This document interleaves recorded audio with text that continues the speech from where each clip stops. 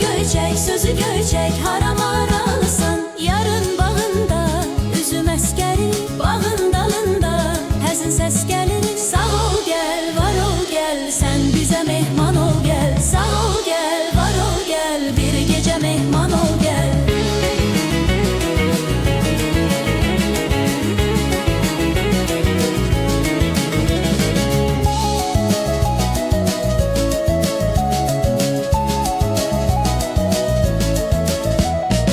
Gəlin gedək bizim bağa, hərə çıxaq bir budağa.